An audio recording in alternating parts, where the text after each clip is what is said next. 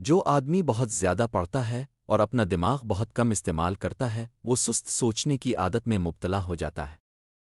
منطق تمہیں اے سے زیڈ تک لے جائے گی لیکن تخیل تمہیں ہر جگہ لے جا سکتا ہے۔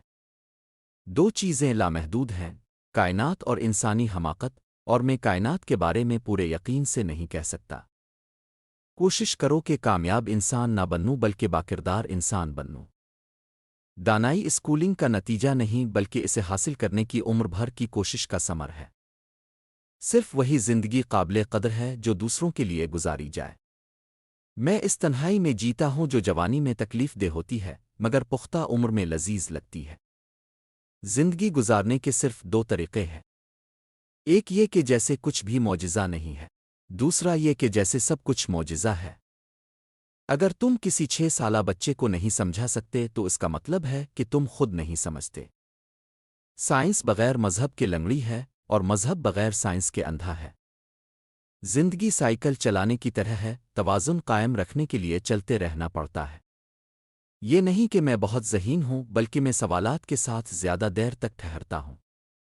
اگر تم چاہتے ہو کہ تمہارے بچے ذہین ہوں تو انہیں پریوں کی کہانیاں سناؤ، اور اگر چاہتے ہو کہ وہ مزید ذہین ہوں تو انہیں اور زیادہ پریوں کی کہانیاں سناؤ۔ جس نے کبھی کوئی غلطی نہیں کی اس نے کبھی کچھ نیا کرنے کی کوشش نہیں کی۔ ایک ہوشیار شخص مسئلہ حل کرتا ہے اور ایک دانا شخص اسے پیدا ہی نہیں ہونے دیتا۔ تم کبھی ناکام نہیں ہوتے جب تک تم کوشش کرنا نہ چھوڑ دو۔ ذہانت کی پیمائش یہ ہے کہ اب تبدیلی کو کس حد تک قبول کرتے ہیں۔ دنیا ایک خطرناک جگہ ہے، برے لوگوں کی وجہ سے نہیں بلکہ ان لوگوں کی وجہ سے جو کچھ نہیں کرتے۔ اپنا موڈ بہتر کرنے کا بہترین طریقہ کسی اور کا موڈ بہتر کرنا ہے۔ وہ عورت جو تنہا چلتی ہے اکثر وہ مقامات دریافت کرتی ہے جہاں کوئی پہلے کبھی نہیں گیا ہوتا۔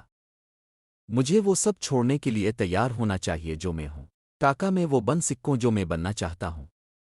جینیس 1% صلاحیت ہے اور 99% محنت۔ اگر تم خوش زندگی گزارنا چاہتے ہو تو اسے کسی مقصد سے باندھو، نہ کہ لوگوں چیزوں سے۔ میں کبھی مستقبل کے بارے میں نہیں سوچتا، وہ تو ویسے ہی جلد آ جاتا ہے۔ اگر میرے پاس کسی مسئلے کو حل کرنے کے لیے 1 گھنٹہ ہو تو میں 55 منٹ مسئلے کے بارے میں سوچوں گا اور 5 منٹ اس کے حل کے بارے میں۔ ایک ذہین انسان زندگی میں 3 چیزوں سے بچتا ہے: جوانی میں شہوت، ادھیڑ عمر میں جھگڑالو پن، اور بڑھاپے میں لالچ۔ واقعی قیمتی چیز صرف وجدان، انٹویشن ہے۔ میں سب سے ایک ہی انداز میں بات کرتا ہوں، چاہے وہ کچرا اٹھانے والا ہو یا یونیورسٹی کا صدر۔ ذہانت کی اصل پہچان علم نہیں بلکہ تخیل ہے۔